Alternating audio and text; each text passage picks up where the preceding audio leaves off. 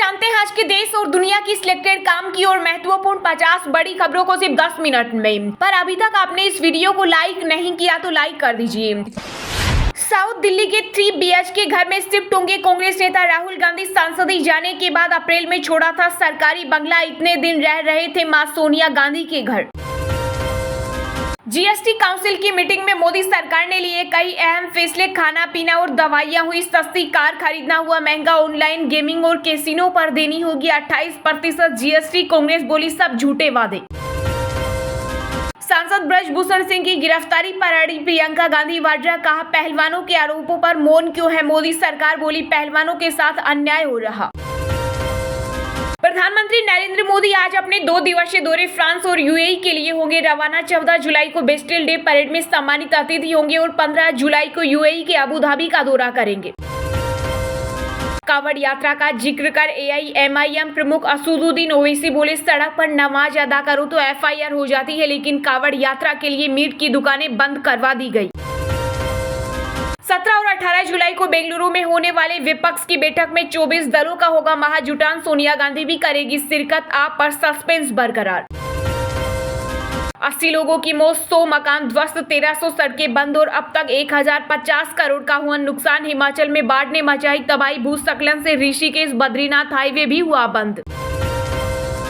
Modi sir ने मामले में राहुल गांधी के फिर बड़ी मुश्किलें, सुप्रीम कोर्ट पहुंचे बीजेपी विधायक पूर्णेश मोदी ने लगाई कैविएट अर्जी, का सुप्रीम कोर्ट बिना उनका पक्ष सुने कोई आदेश या निर्देश जारी न करे। आम आदमी पार्टी ने मोदी सरकार पर पार्टी ऑफिस की जासूसी का लगाया आरोप, राज्य मंत्री सौरभ भारद्वाज ने जारी की CCTV footage. CM Yogi Adityanath का बड़ा फैसला, 18 सेफ सिटी वाला पहला राज्य होगा यूपी, 3 महीने में बदलेगी तस्वीर। जयपुर में राहुल गांधी के समर्थन में कांग्रेस का काली पट्टी बांधकर मौन सत्याग्रह हुआ शुरू। बीजेपी का 2024 में 400 सीट जीतने वाला मेगा प्लान, नड्डा ने बुलाई लोकसभा प्रवास योजना की अहम बैठक।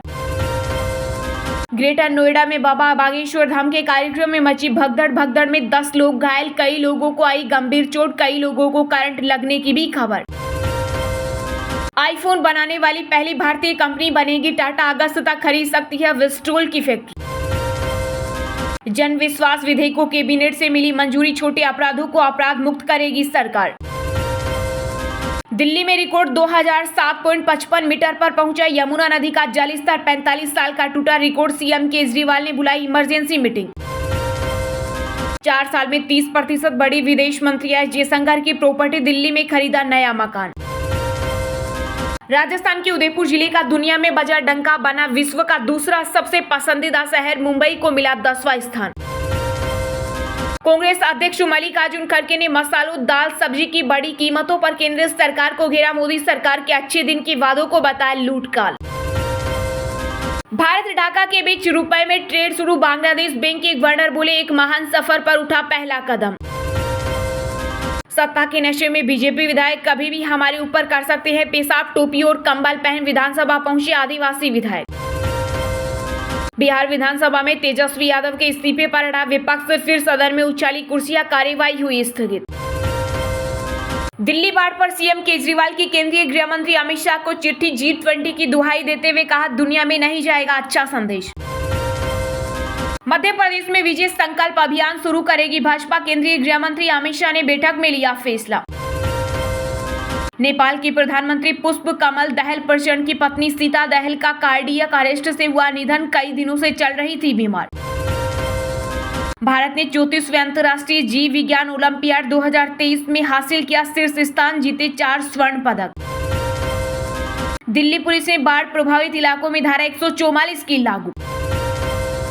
सरकार ने इलेक्ट्रिक व्हीकल को दिया बड़ा बूस्ट, लिथियम माइनिंग को कैबिनेट की मिली मंजूरी। टमाटर की बढ़ती कीमतों के बीच केंद्र ने उठाया बड़ा कदम, उपभोक्ताओं को कल मिलेगी राहत। सरकार ने नेफेड व NCCF को आंध्र प्रदेश, कर्नाटक और महाराष्ट्र से टमाटर खरीदने का दिया निर्देश। अमरनाथ यात्रा 3 दिन बाद फिर हुई शुरू, खराब मौसम की वजह से रामबन में ठहरे थे श्रद्धालु। मुस्लिम वर्ल्ड लीग के महासचिव अल ईसा ने की पीएम मोदी की सराहना, कहा विकास पर तारीफ योग्य है उनका नजरिया।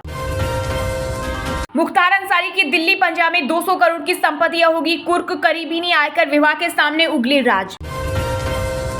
दिल्ली के कई इलाकों में घुसा यमुना का पानी। मंडी में बाढ़ की हालत, प्रभावित क्षेत्रों के लिए राहत सामग्री लेकर पहुंचा वायुसेना का हेलीकॉप्टर।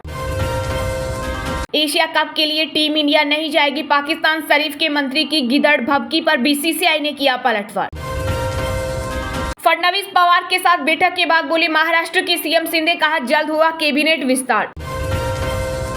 बीजेपी वॉशिंग मशीन है जिसका पाउडर खत्म हो रहा, भाजपा के हमलों के बीच तेजस्वी यादव का पलटवार। ग्रेटर नोएडा में बाबा बागेश्वर की कथा में हुई मारपीट, श्रद्धालुओं को बाउंसर ने जड़े 7 थप्पड़, वीडियो हुआ वायरल। आसाराम पर लागू होगा 65 साल पुराना कानून, राजस्थान हाई कोर्ट का पेरोल एडवाइजरी कमेटी को फरमान, कहा फिर से सुने अपील। कुल्लू नेशनल पार्क में चीते तेजस की हुई मौत, गले में थे चोट के निशान, 4 महीने में 7वां मामला आया सामने, अधिकारियों ने साधी चुप्पी। सुप्रीम कोर्ट से नहीं मिली आदि पुरुष के निर्देशक को राहत, तत्काल सुनवाई से किया इनकार। दिल्ली में लगातार बढ़ता जा रहा डेंगू और मलेरिया का प्रकोप, अब तक डेंगू के 136 और मलेरिया के 43 मामले किए दर्ज। कपिल शर्मा के फिल्म जिगरटो को ऑस्कर लाइब्रेरी में मिली जगह, फिल्म के डायरेक्टर नंदिता दास ने ओटीटी प्लेटफॉर्म पर कसा तंज, कहा फिल्म को अभी तक ओटीटी प्लेटफॉर्म ने नहीं दी जगह। देश में पहली बार राजस्थान में लोगों को मिलेगा right to health act, CM Gehlot ने लिया बड़ा फैसला। विनेश फोगाट, बजरंग पूनिया और साक्षी मलिक की मुश्किलें बढ़ी, एचजीओसी ने ठुकराई आईओए की मांग। अमेरिका की तुलना में भारत के अल्पसंख्यक ज्यादा सुरक्षित, पूर्व उपराष्ट्रपति बोले हमारे खून में सेक्युलरिज्म। ब्रजभूषण पर शिकंजा, महिला रेसलर्स के आरोपों की पुष्टि कर रहे फोटो और अन्य एविडेंस चार्जशीट। बंगाल में टीएमसी का दबदबा कायम, 34,000 से अधिक सीटों पर लहराया जीत का परचम, सीएम ममता बनर्जी ने लोगों को दिया धन्यवाद, मतगणना लगातार जारी। राज्यसभा चुनाव के लिए बीजेपी ने जारी की उम्मीदवारों की लिस्ट, पश्चिमी बंगाल में 1 और गुजरात में 2 प्रत्याशियों को मैदान में उतारा। बंगाल में पंचायत चुनाव परिणाम के बाद भी जमकर हुई हिंसा, दक्षिण 24 परगना जिले में 2 आईएसएफ कार्यकर्ताओं सहित 4 की हुई मौत। बेस्टिल डे परेड से पहले भारतीय सेना ने राफेल के साथ पेरिस में बिखेरा जलवा, फ्रांसीसी सैनिक संघ किया अभ्यास। मोदी सरकार ने 22 राज्यों को दिए 7,532 करोड़, महाराष्ट्र के खाते में सबसे अधिक रकम। यूएसए में लगेगा आईपीएल जैसे T20 लीग का तड़का, राशिद रसेल जैसे खिलाड़ी जमाएंगे रंग। राजस्थान में खुलेंगे 7 जनजातीय आवासीय विद्यालय, सीएम गहलोत ने दी 35 करोड़ रुपए की मंजूरी। मध्य प्रदेश विधानसभा में विपक्ष के हंगामे के बीच अनिश्चितकाल के लिए स्थगित हुई कार्यवाही, अनुपूरक बजट पास। ओडिशा ट्रेन हादसे में 7 रेलवे कर्मचारी निलंबित, गैर इरादतन हत्या का आरोप। चलिए अब जानते हैं जो आम आदमी के काम की और फायदेमंद खबरें हैं उनको विस्तार से। पर इससे पहले अभी तक आपने इस वीडियो को लाइक नहीं किया तो लाइक कर दीजिए। खाना पीना और दवाइयां हुई सस्ती, कार खरीदना हुआ महंगा, जीएसटी काउंसिल की मीटिंग में लिए गए कई अहम फैसले जो डालेंगे आप पर असर। जी हां, केंद्रीय वित्त मंत्री निर्मला सीतारमण की अध्यक्षता में हुई जीएसटी काउंसिल की मीटिंग में कई अहम फैसले लिए गए। जीएसटी मीटिंग के बाद देश भर में खाने पीने की चीजों से लेकर गाड़ी खरीदने तक कीमतों में कई तरह के बदलाव करने का फैसला लिया गया। जीएसटी की इस मीटिंग के बाद कई चीजों को खरीदना आम लोगों के लिए सस्ता हो गया तो कुछ चीजें पहले के मुकाबले महंगी हो चुकी है। जीएसटी काउंसिल की मीटिंग में लिए गए फैसले के मुताबिक अब अन्नकुंड फूड आइटम को सस्ता कर दिया है। कच्चे या बिना तले स्नैक्स फूड पर जीएसटी की दर 18% से कम कर 5% कर दी है। जीएसटी काउंसिल की मीटिंग में लिए गए फैसले के मुताबिक अब अगर आप मूवी हॉल में खाना ऑर्डर करते हैं तो इससे पहले के मुकाबले कम कीमत पर खरीदा जा सकेगा।